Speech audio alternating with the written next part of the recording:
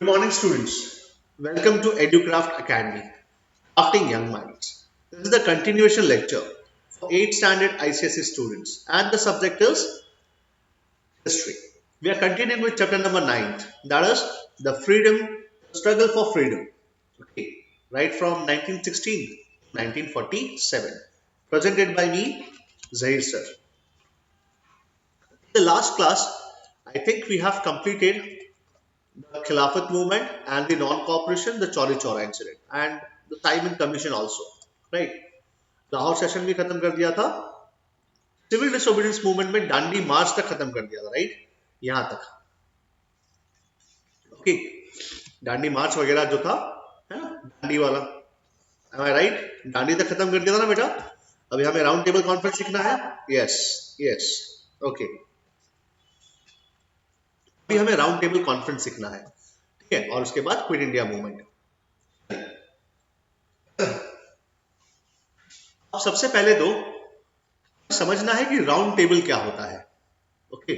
अब आप देखिए कि जैसे ही गांधी जी ने नॉन कॉपरेशन मूवमेंट शुरू किया था, उसके बाद, सॉरी फॉर दैट, उसके बाद कोई मुझे याद कर रहा है, कहते हैं ना, एक्सक्यूज मी,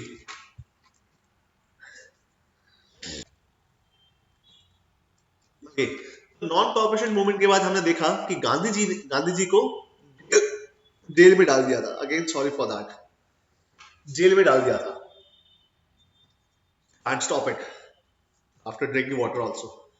उसके बाद देखेंगे कि साइमन कमीशन आता है, ठीक है।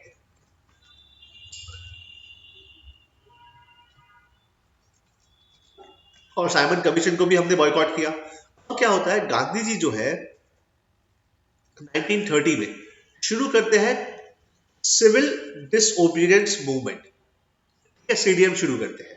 और सीडीएम शुरू करने के बाद अराउंड अबाउट नवंबर के एंड में, मतलब साल के एंड में, नवंबर के आसपास, गांधी जी पैक्ट साइन करते हैं इरविन के साथ, ओके। उसको हम गांधी इरविन पैक्ट कहते हैं। लेकिन उसके पहले टोटल 3 राउंड टेबल कॉन्फ्रेंसेस हुए थे, आरटीसीज हुए थे, 3 हुए थे, 1, 2 एंड 3, जिसके अंदर से 1 में हम पूरी तरह से बॉयकॉट किए थे। यार पता नहीं क्या हो रहा है, एक मिनट।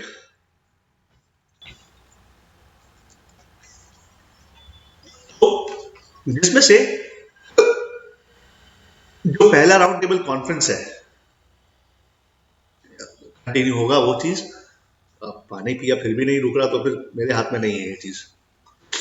तो फर्स्ट राउंड टेबल कॉन्फ्रेंस जो है, हमने बॉयकॉट किया, या गांधी जी ने या कांग्रेस ने बॉयकॉट किया। फिर उसके बीच में यहां पर कहेंगे कि गांधी इरविन पैक्ट होता है। और उसके बाद अगेन गांधी जी जाते हैं second round table conference attend करने के लिए, लेकिन वहां से भी डिससेटिस्फाइड होकर आते हैं और फिर से वो सिविल डिसोबीडियंस मूवमेंट शुरू करते हैं। और थर्ड राउंड टेबल कॉन्फ्रेंस भी हमने बॉयकॉट किया।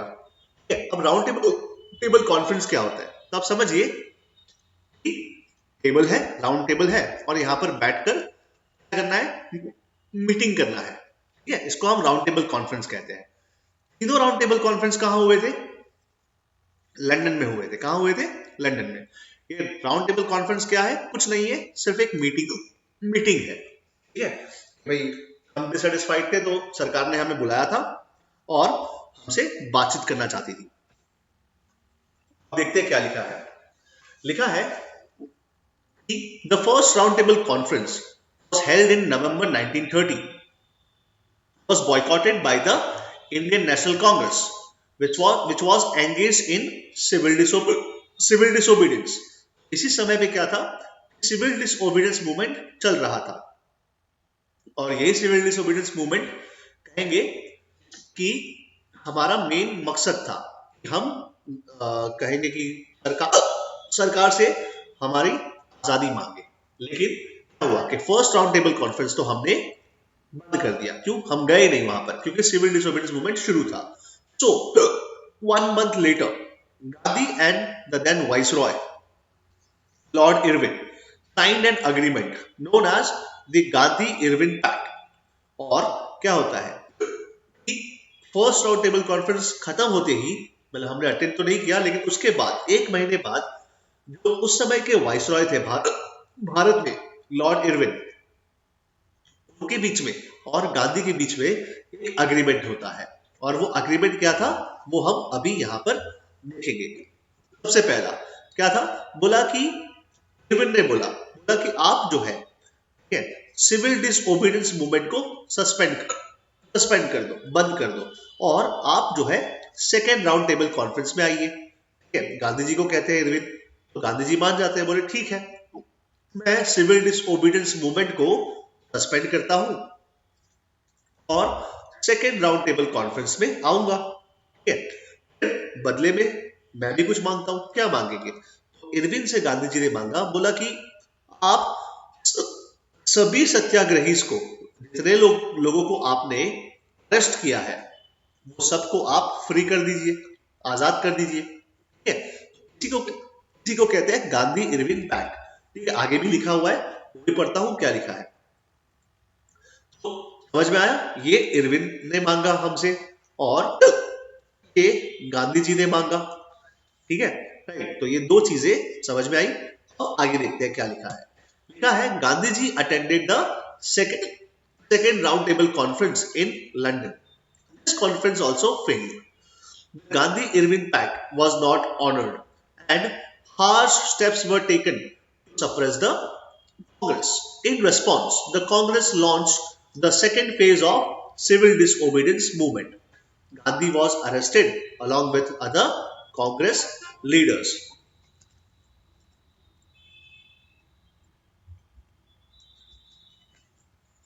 The Congress did not attend the third round table conference. It withdrew the civil disobedience movement in May 1934. In short, क्या होता है, फर्स्ट आरटीसी जो है वो हम लोग ने अटेंड नहीं किया। क्यों नहीं किया, क्योंकि बैकग्राउंड में क्या चल रहा था, civil disobedience movement.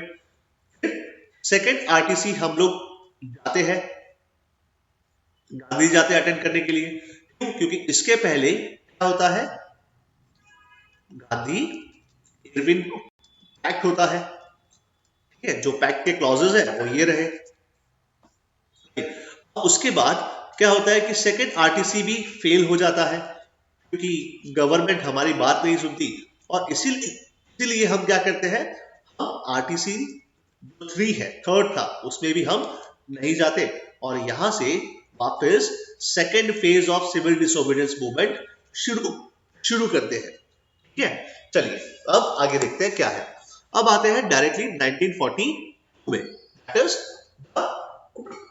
Quit India movement. Quit India movement देखते हैं कि क्या होता है क्विट इंडिया मूवमेंट में। Japan joined the Second World War against the English in 1942 AD। तो यहां से क्या है, 1942 आ गया। अब देखो 1934 में हमने सिविल डिसओबीडियंस मूवमेंट को बंद कर दिया था, लेकिन 1940 में या 1942 में हमने क्या किया, अगेन क्विट इंडिया, बोले भारत छोड़ो। इसको क्या कहते हैं हम लोग, भारत छोड़ो आंदोलन, क्विट इंडिया मूवमेंट हम शुरू करते हैं 1942 में। क्यों करते हैं, बिकॉज यहां पर क्रिप्स मिशन आता है, क्रिप्स मिशन। ठीक है, और ये कौन लाता है, सर स्टेफर्ड क्रिप्स लाते हैं। ठीक है, और ये कुछ प्रपोजल्स लेके आते हैं हमारे लिए, और ये प्रपोजल्स हमने नहीं माने, इसका भी हमने क्या किया, बॉयकॉट किया। ओके, अब आगे देखते हैं क्या लिखा है। लिखा है the British got alarmed, sir Stafford Cripps came to India with new proposals to frame the Indian Constitution. In return, he wanted the Indians to help the British in the war, but there was no mention about giving independence to India. ठीक है, तो क्या है, एक तरीके से हमसे सौदेबाजी करने आए थे। बोले कि हम आपको क्या देते हैं, कॉन्स्टिट्यूशन बनाने का मौका देते हैं, बदले में आप हमारी हेल्प करेंगे कहां पर, वर्ल्ड वॉर 2 में, ठीक है। लेकिन हमने भी ये रिजेक्ट कर दिया, क्योंकि यहां पर हमें क्या चाहिए था, अब हमें चाहिए था इंडिपेंडेंस, ठीक है। तो अब ये लिखा है, this mission was rejected outrightly. The Congress Committee in Mumbai passed out Quit India resolution on 8th of August 1942, और यहीं पर गांधी जी किसका नारा देते हैं पता है, डू और डाई का नारा देते हैं। बोलते हैं करो या मरो, डू और डाई। गांधी जी ये नारा देते हैं, बोले या तो मैं आजादी लेकर रहूंगा या तो मैं मर जाऊंगा, ठीक है। और हमने क्या मांगा, हमने बोला कि आप जो है, ब्रिटिश जो है, वो अब भारत से बाहर चले जाइए, यू शुड क्विट इंडिया, और हमें आजादी दे दीजिए, ठीक है। अब देखो क्या लिखा है, government soon arrested Gandhi ji and other members of the working committee, the Congress was declared illegal. This news of arrest of the Congress leaders sent a wave of anger throughout the nation. The people became violent. They damaged the police station, post offices, railway stations, and many government buildings. The press was banned, and the government committed untold atrocities on the people and succeeded in subduing the movement. Over 10,000 people were shot, 70,000 were arrested. क्या होता है कि जैसे ही हम लोग इस mission को reject करते हैं और क्विट इंडिया रेजोल्यूशन अपनाते हैं, गांधी जी डू और डाई का नारा देते हैं, वैसे ही गांधी जी को अरेस्ट कर लिया जाता है। गांधी जी के साथ साथ दूसरे लोग, दूसरे कांग्रेसी लीडर्स थे, उनको अरेस्ट कर लिया जाता है। और जैसे ही ये न्यूज पहुंचती है, राइट, तो लोगों में बहुत गुस्सा आता है, लोग बहुत वायलेंट हो जाते हैं। वो लोग police station, post offices, railway station और बहुत सारी दूसरी गवर्नमेंट बिल्डिंग्स को जला देते हैं, डैमेज करते हैं, ठीक है, राइट। और बदले में सरकार क्या करती है, सरकार लोगों पे गोलियां चलाती है और तकरीबन 10,000 लोगों को मार देती है और तकरीबन 70,000 लोगों को अरेस्ट कर लेती है। ये था हमारा क्विट इंडिया मूवमेंट, ठीक है।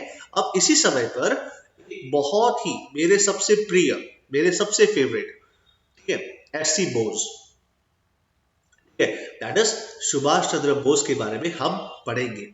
ये इनके बारे में क्या लिखा है, इन्होंने बहुत सारा कंट्रीब्यूशन दिया है हमारे भारत की आजादी में। इन्होंने इंडियन नेशनल आर्मी बनाई है, ठीक है, राइट। और क्या किया है, बाहर से, जापान से, फिलीपीन से, ठीक है, हेल्प मांगकर, वहां से रहकर भारत की आजादी के लिए बहुत ही बड़ा कंट्रीब्यूशन दिया है। अब देखते हैं क्या लिखा है इनके बारे में। S.C. Bose, that is Subhash Chandra Bose, emerged as one of the greatest heroes of the Indian struggle for independence. Born in 1897 AD, Subhash Chandra Bose was selected for the Indian Civil Services but resigned from it and returned to India in 1921 AD. He joined the Swaraj Party of C.R. Das in Gaya Congress in 1922 and was elected as the mayor of Calcutta in 1930. मतलब क्या है, एक तरीके से इन्होंने अपना ICS का exam दिया था, इंडियन सिविल सर्विस का एग्जाम दिया था, इसमें इनको 4th रैंक आया था, फिर भी इन्होंने ये नौकरी नहीं ली, ठीक है। बहुत ही प्रेस्टिजियस जॉब है ये गवर्नमेंट का, लेकिन इन्होंने ये नहीं लिया, बोला मैं भारत की आजादी में अपना कंट्रीब्यूशन दूंगा। और 1921 में मतलब इन्होंने क्या किया, C.R. दास की जो पार्टी थी, स्वराज पार्टी, इसमें इसको ज्वाइन किया और वो कलकत्ता के मेयर भी बनते हैं 1930 में। During 1933-36 AD, he went to Europe and met with various leaders like Hitler and persuaded them to help India in its freedom struggle against the British, ठीक है। तो ऐसा है कि ये यूरोप जाते हैं, यहाँ भारत से निकलकर ये यूरोप जाते हैं और यूरोप में जाकर हिटलर से मदद मांगते हैं, बोले आप हमारी मदद कीजिए भारत को आजाद करवाने में, क्योंकि यहाँ पर Hitler was also against the British. बोले कि दोस्त का सॉरी दुश्मन का दुश्मन हमारा दोस्त होता है, राइट। तो हिटलर इसका दुश्मन था, एससी बोस इसके दुश्मन थे, तो ये क्या हुआ, ये दोनों एक तरीके से फ्रेंड बनना चाहते थे, या फिर एससी बोस इनसे हेल्प मांगना चाहते थे, लेकिन हिटलर मना कर देता है और उसके बाद वो वापस आते हैं। He returned to India in 1936 AD and was arrested. In 1938 AD, he was elected as the president of the Indian National Congress. SC Bose brought new ideas to the Congress and wanted a quick move towards launching a freedom struggle. During the World War II, he strongly opposed the idea of helping the British, while Gandhi and Nehru were in favor. Due to strong political differences between Gandhi and Nehru, he resigned and formed a new organization, that is Forward Bloc. ये अपनी खुद की party बनाते हैं जिसका नाम था forward block. Okay, ठीक है। अब देखते हैं फॉरवर्ड ब्लॉक के ऑब्जेक्टिव्स क्या थे। Okay, objective of Forward Bloc. Forward Bloc's immediate objective was to free India with the help of the radical youths, peasants and workers। बोले कि ये ब्लॉक मतलब ये ऑर्गेनाइजेशन बनाने का मेरा एक मेन ऑब्जेक्टिव क्या है कि हमें भारत की आजादी चाहिए। आपको पता है एससी बोस ने एक नारा दिया था, क्या नारा दिया था पता है? एससी बोस ने एक नारा दिया था, यस यस, ठीक है, you give me blood I will give you freedom, है ना। तुम मुझे खून दो मैं तुम्हें आजादी दूंगा। यहाँ पर खून दो, खून देने का मतलब ब्लड डोनेट नहीं करना है, यहाँ पर क्या करना है, sacrifice. You sacrifice for the country and I will give you freedom. Freedom from home, freedom from the Britishers. Okay, now आगे देखते हैं। आफ्टर गेटिंग इंडिपेंडेंस, और जब हम इंडिपेंडेंट हो जाएंगे तब फॉरवर्ड ब्लॉक क्या करेगा, वर्क करेगा to set up a socialist society in India. Later he organise the Indian National Army, ठीक है, आईएनए की स्थापना करते हैं। ये आईएनए क्या है, एक आर्मी है, और ये आर्मी क्या करेगी, ब्रिटिशर्स से लड़ेगी, ठीक है, और हम लोग ब्रिटिशर्स को यहां से मार भगाएंगे, ऐसा इनका सपना था। It played a crucial role during the last part of the Indian freedom movement. Indian National Army क्या है, Indian National Army, crushing of Quit India movement was a blow to the political activities of the nationalist leaders. Till 1945 AD, there was a period of lull. Lull का मतलब कुछ हो नहीं रहा था in India, but the Indians abroad kept the movement alive. SC Bose organized Indian National Army, जिसको हम क्या कहते हैं, आजाद हिंद फौज भी कहते हैं। कहां पर है ये, सिंगापुर में, to carry the freedom struggle। अब देखते हैं objective of the Indian National army. ये ऑब्जेक्टिव क्या है इंडियन नेशनल आर्मी का? इंडियन नेशनल आर्मी का ऑब्जेक्टिव क्या होगा, यही होगा कि हम यूनाइट रहेंगे, हमें सेल्फ कॉन्फिडेंस चाहिए, हम सेक्रीफाइस करने के लिए रेडी है। यही ऑब्जेक्टिव थे इंडियन नेशनल आर्मी के। With the help of this three qualities in one's character, INA would free India from the British rule. The Indian National Army was formed to help India in its military campaigns against the British. A large number of people supported him in his move and joined the INA. He infused new spirit into the soldiers of INA. They called him Netaji. ये भी बहुत important है कि इन्होंने इनको मतलब इनको नेताजी कहते थे। इन्होंने स्लोगन दिया था, क्या स्लोगन दिया था, तो कहेंगे तुम मुझे खून दो मैं तुम्हें आजादी दूंगा, और जय हिंद एंड दिल्ली चलो, ये याद रखना। दिल्ली चलो का नारा भी दिया था इन्होंने, ठीक है, दिल्ली चलो, ये लिखा है नहीं लिखा पता नहीं, लेकिन है। आगे क्या है स्लोगन, जय हिंद, सॉरी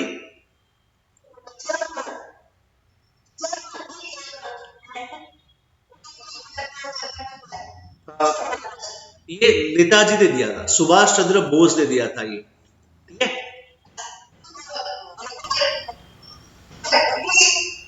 नहीं, यहां पर ब्लड देना मतलब क्या होता है, यहाँ पर ब्लड देना का मतलब होता है सेक्रीफाइस। तुम सेक्रीफाइस करो अपने आप को, for what, for the country. तुम लड़ो, लड़ते लड़ते मर जाओ, लेकिन हम क्या करेंगे, हम एक दिन आजाद होकर रहेंगे। ठीक है, ये सुभाष चंद्र बोस का आइडिया था, ये नारा था उनका। ठीक है, अब आगे देखते हैं क्या लिखा है। His slogan Jai Hind became the battle cry. His army reached Manipur in the north eastern part of India. Unfortunately, due to heavy rains and other adverse circumstances, the army met with disaster. कितना successful हुए देखो, ये Japan से मतलब कहेंगे कि Singapore से अपनी आर्मी को भारत तक लाए थे, म्यांमार होते हुए भारत तक लाए थे, और भारत में मणिपुर तक भी इन्होंने कब्जे में ले लिया था। लेकिन क्या था, वहां पे इतनी बारिश गिरी कि आर्मी को वापस जाना पड़ा। ठीक है, अब आगे, the soldiers had to retreat, many lost their lives in Burma, that is in Myanmar. In 1945 AD, Japan was forced to surrender. Indian soldiers were arrested. Netaji decided to go back to Tokyo from Bangkok. It is believed that Bose was killed in an air crash on the way. तो क्या है, ऐसा कहा जाता है कि जब नेताजी कहेंगे वापस जा रहे थे फ्लाइट में टोक्यो, तो वहां पर ही उनका प्लेन क्रैश हो जाता है, बीच में उनका प्लेन क्रैश हो जाता है और वो मर जाते हैं। ठीक है, इतना समझ में आया बेटा?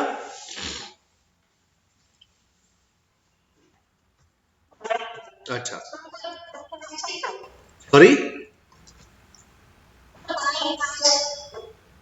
प्लेन क्रैश कैसे हुआ, तो प्लेन में आग लग गई और प्लेन क्रैश हो गया। ठीक है,